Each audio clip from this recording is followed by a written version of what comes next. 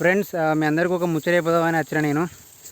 ఏం లేదు, ఇప్పుడున్న అంటే నాకంటే వయసులో చిన్నోళ్ళు ఎవరైనా ఉంటే వాళ్ళకి ఒకటి చెప్దాం అనుకుంటానా.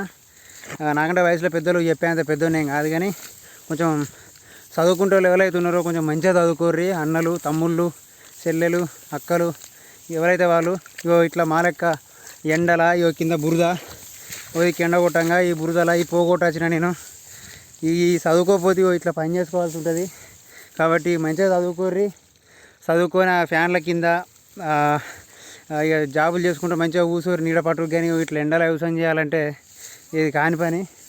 కాబట్టి కొంచెం మంచిగా చదువుకొని దా కొంచెం మంచిగా చదువుకొని జాబులు చేసుకోరు జర.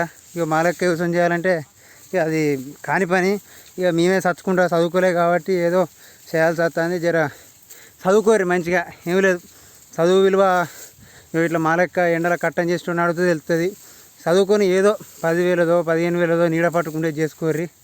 ఇక ఇట్లయితే మాలెక్క అయితే ఈ బురదల ఈ ఎండల ఈ గోస పడుకుంటా ఈ పూదురుపుడు ఆడో మనిషి. ఇక మేము అందరం పోగొట్టు వచ్చినాం. జర మంచిగా చదువుకొని మంచిగా ఉండు. ఏం లేదు, సరే ఉంటాను ఇక.